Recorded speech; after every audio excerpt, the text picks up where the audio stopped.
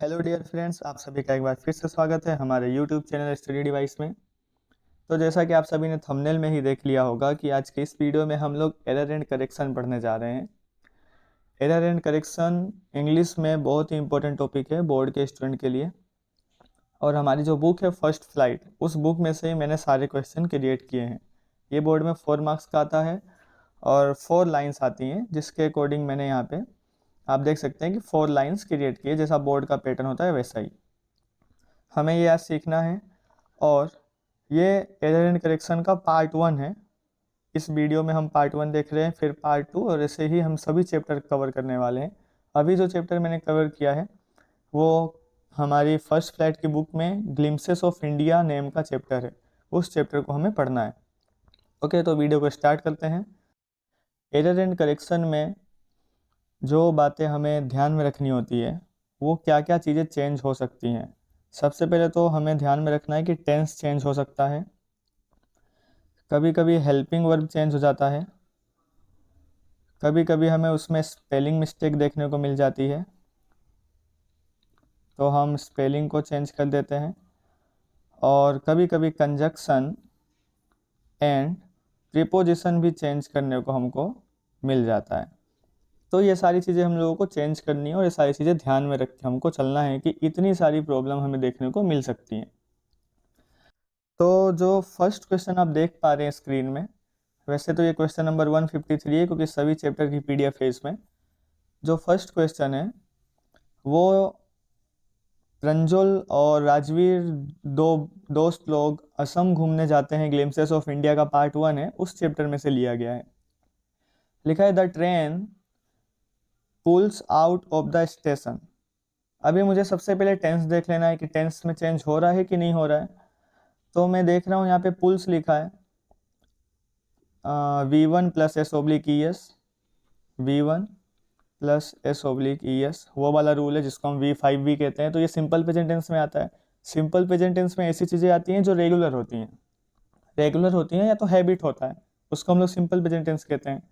But हमें मालूम है वो स्टोरी तो पास्ट हो चुकी है, वो दोनों की स्टोरी थी और स्टोरी हमेशा पास्ट में होती है, कोई सी भी होती है। तो इसका मतलब यहाँ पे V1 नहीं V2 आना चाहिए।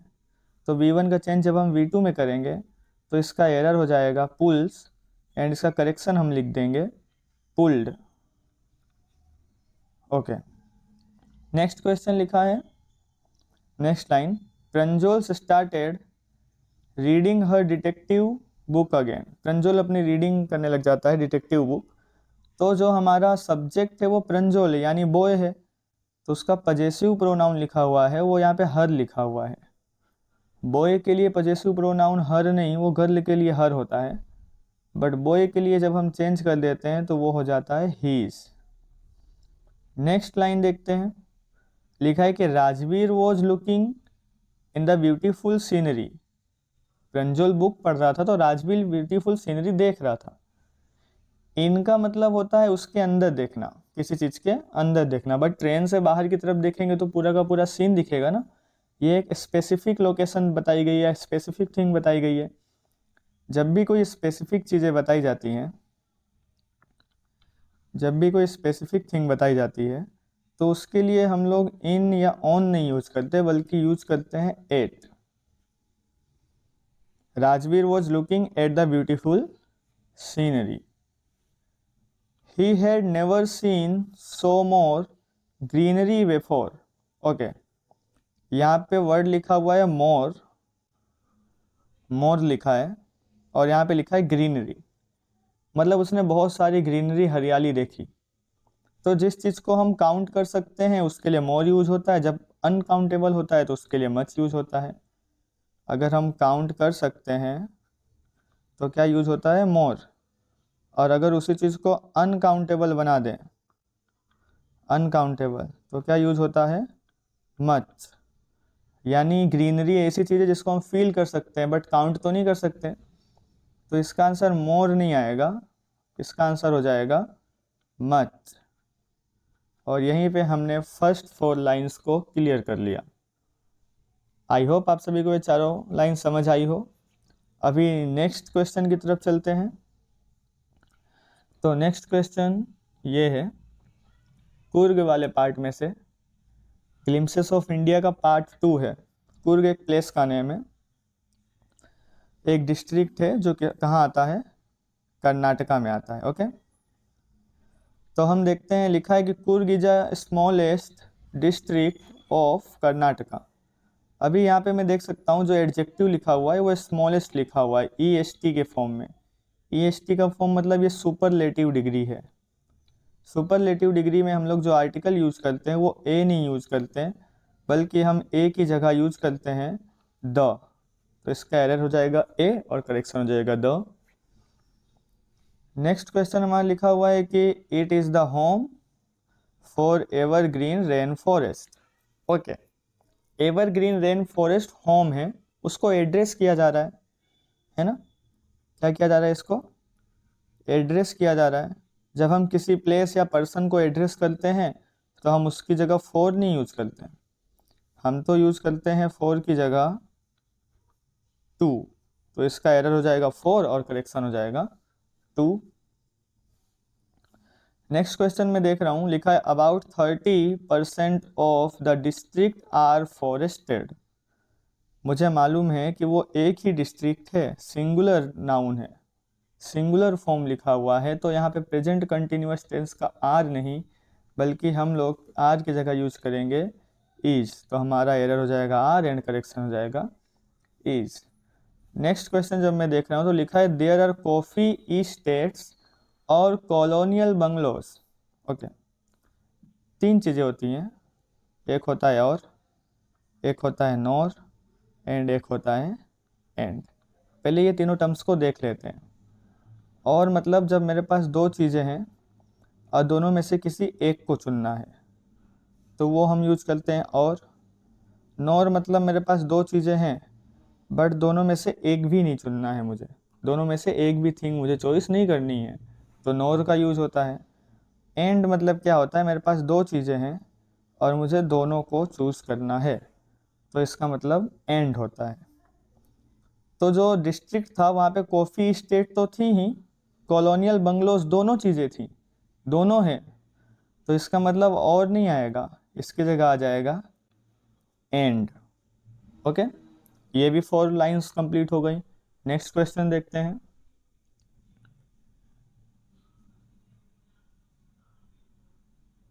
नेक्स्ट क्वेश्चन है हमारा क्वेश्चन नंबर 161। लिखा है the hills from Coorg are heavily forested.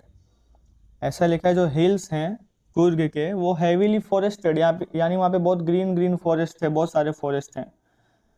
तो हिल अगर किसी प्लेस का होता है तो हम फ्रॉम नहीं यूज करते हैं, हम फ्रॉम की जगह उसको एड्रेस करने के लिए यूज करते हैं ऑफ।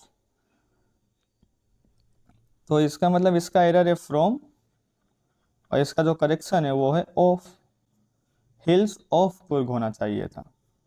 नेक्स्ट लिखा है the river Kaveri obtains water for here. Okay, मतलब जो कावेरी रिवर है उसको पानी कहाँ कहीं से मिल रहा है किसी जगह से, और उस जगह को हम लोग हिल ऑफ कुर्ग बोल रहे हैं। तो अगर किसी जगह को एड्रेस कर रहे हैं, कहीं से हमें कुछ ऑब्टेन हो रहा है, तो हम उसको फॉर थोड़ा यूज़ करेंगे, हम उसको यूज़ करेंगे फ्रॉम, मतलब इस जगह से हमें ये चीज़ ऑब्टेन हो रहा है, फ्रॉम दिस प्लेस, तो इसका आंसर हो जाएगा फ्रॉम। फिर नेक्स्ट लिखा है the mahseer fresh water fish abounding here लिखा हुआ है। अबाउंडिंग मतलब यहाँ पे पाई जाती है, वो फिश पाई जाती है, मतलब रेगुलर साउंड हो रहा है, तो V1 यूज कर सकते हैं हम लोग। V1 क्यों यूज कर सकते हैं, क्योंकि वो प्रेजेंट टेंस में हो सकता है, क्योंकि रेगुलर हो रहा है, वो फिश तो अभी भी पाई जाती होगी ना। यूज्ड टू वाली आदत हो रही है यहाँ पे, मतलब तो अबाउंड नहीं होना चाहिए, सॉरी अबाउंडिंग नहीं होना चाहिए जो लिखा है यहाँ पे, इसकी जगह इसका आंसर होना चाहिए करेक्शन अबाउंड। V1 यूज कर सकते हैं हम लोग यहाँ पे, V1 प्लस ING नहीं। नेक्स्ट है हमारा, लिखा है कि king fishers dive to catch those fish. Okay, दो टर्म होते हैं, एक टर्म होता है दीज, ये भी प्लूरल थिंग को बताने के लिए होता है प्लूरल, एक होता है दोज। ओके, अगर हम एक ही सेंटेंस में किसी चीज़ की बात करें तो दीज यूज कर सकते हैं, दूसरे सेंटेंस की थर्ड पार्टी चीज़ को बताने के लिए हम लोग दोज यूज कर सकते हैं। यहाँ पे सेंटेंस यहीं से है और उसी की बात यहाँ पर भी हो रही है, मतलब महाशीर फिश की बात ही हो रही है यहाँ पे, उनको किंगफिशर डाइव करते हैं, तो मतलब इसी चीज़ को एड्रेस कर रहे हैं जो हमारे ऊपर के सेंटेंस में लिखा है। ये किसी थर्ड पार्टी की बात तो हो नहीं रही है, तो हम लोग इधर दोज नहीं यूज़ करेंगे, हम लोग यूज़ कर लेंगे इसकी जगह पे दीज। ओके, ये सारे क्वेश्चन जो है वो फर्स्ट फ्लाइट की बुक है ना, उसमें से ही है, आप आंसर्स भी चेक कर सकते हैं। नेक्स्ट अगर हम देखते हैं तो वो लिखा हुआ है कि during our childhood at Goa, इस तरीके से लिखा हुआ है। तो गोवा एक प्लेस का नाम है जिसके अंदर मेरा चाइल्डहुड बीता है। अगर उस प्लेस के अंदर में रह रहा हूँ तो मैं एट नहीं, मैं यूज करूँगा इन। इसका मतलब इसका एरर है एट, तो इसका करेक्शन हो जाएगा इन। फिर लिखा है the baker use to be our friend, है ना। बेकर यूज मतलब बेकर की एक आदत होती थी या बेकर होते थे। यूज मतलब वो अभी भी है, होते हैं, अभी भी है वो बेकर। V1 हो रहा है, सिंपल प्रेजेंट टेंस हो रहा है, नहीं हम V1 नहीं यूज करेंगे क्योंकि ये स्टोरी पास्ट में हो चुकी है, मतलब हम V1 की जगह चेंज कर देंगे V2 से, तो यूज की जगह हो जाएगा यूज्ड। ओके, वो वेकर क्या होते थे, वो वेकर हमारे फ्रेंड होते थे, कंपेनियन होते थे और हमारे गाइड भी होते थे। मतलब सारी चीज़ें होती थी ना, हम सारे ऑप्शंस को चूज कर रहे हैं।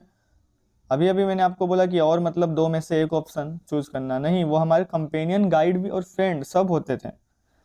तो हम लोग और नहीं, हम लोग यूज कर लेंगे इसकी जगह पे एंड। फिर लिखा है ही यूज्ड, मतलब वो लोग आते थे to come at least twice the day, एक दिन में वो 2 बार आते थे। तो एक दिन बताने के लिए मैं द यूज नहीं करूंगा, मैं यूज करूंगा आर्टिकल ए। मुझे एक दिन बताना है ना कि एक दिन में 2 बार आते हैं, तो एरर हो जाएगा द और एंड करेक्शन हो जाएगा ए। अभी नेक्स्ट क्वेश्चन हम देखते हैं। The baker collected his bills in the end of the month. Okay, specific time बता रहा है कि एंड ऑफ द मंथ में अपने बिल को वो कलेक्ट कर लेते हैं, है ना। अगर मंथ के बीच में कलेक्ट करते हैं तो इन वर्ड सूटेबल होता। एंड ऑफ द मंथ कर रहे हैं, स्पेसिफिक थिंग है, तो हम लोग स्पेसिफिक थिंग के लिए इन नहीं यूज करते, बल्कि क्या यूज करते हैं एट। मतलब at the end of the month वो आते थे, अपनी बिल को कलेक्ट करके ले जाते थे। उससे पहले वो कहाँ पे, पेंसिल से वॉल के ऊपर अपना हिसाब लिख देते थे, ऐसे पेंसिल से वॉल पे लिख देते थे। इसके बाद लिखा है मंथली अकाउंट वर, मंथली अकाउंट वर लिखा हुआ है। आगे लिखा है recorded on the wall in the pencil, जो मैंने अभी बताया पेंसिल से वॉल पर लिख देते थे। तो अगर हम इसमें एरर देखें तो यहाँ पे और लिखा हुआ है, मतलब हेल्पिंग वर्ब लिखी हुई है अभी प्लूरल थिंग को एड्रेस करने के लिए, प्लूरल। तो ये अकाउंट सिंगुलर लिखा हुआ है और वहाँ पे बहुत सारे लोगों के अकाउंट्स वॉल पे लिखते थे, तो ये अकाउंट नहीं होना चाहिए।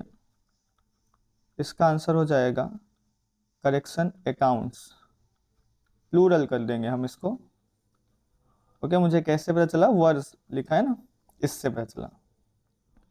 फिर लिखा है baking was a profitable profession in an olden days. इसमें लिखा है एन, इस एन को हम लोग चेंज कर देंगे द से, द ओल्डन डेज बोल सकते हैं हम लोग।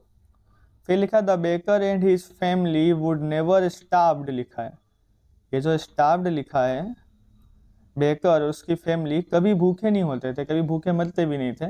यहाँ पे वुड लिखा हुआ है एंड वुड के साथ हम हमेशा यूज करते हैं V1, और यहाँ पे यूज किया हुआ है V2, मतलब हम V2 को चेंज कर देंगे V1 के साथ। तो मैं क्या करूँगा, मैं जहाँ पे स्टार्व्ड लिखा हुआ है इसको चेंज कर दूंगा स्टार्व के साथ। ये क्वेश्चन भी हमारा डन हो गया।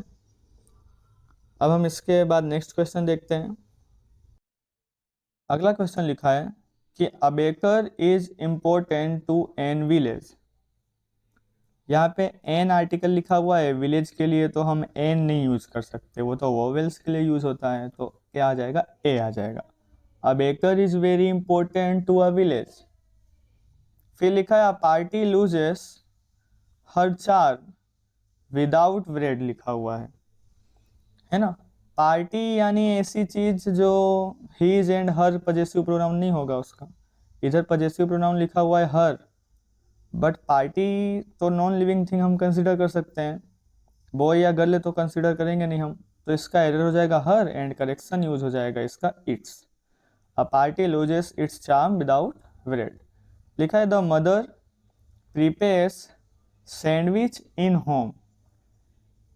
इन लिखा हुआ है, इन स्पेसिफिक लोकेशन के लिए हम लोग इन नहीं यूज करते, अभी मैंने ऊपर ही बताया स्पेसिफिक लोकेशन के लिए हम यूज करते हैं एट होम। फिर लिखा है it is on the occasion of her daughter's engagement. Occasion है, ओकेशन किसी चीज से रिलेटेड है ना, डॉटर की एंगेजमेंट है, तो फॉर नहीं होना चाहिए। जब कुछ रिलेटेड थिंग होती है तो हम फॉर क्यों यूज करते हैं, हम यूज करते हैं of. In place of for हम क्या यूज करते हैं, ऑफ। तो अभी मैंने आपको टोटल 5 या 6 क्वेश्चंस बताएं, ये हमारी वीडियो का पार्ट 1 था। पार्ट 2 के लिए आप कमेंट कर सकते हैं, इसके बाद नेक्स्ट कौन सा चैप्टर का एरर एंड करेक्शन मुझे करना चाहिए वो मैं आपको करके बताऊंगा। Thank you for watching this video.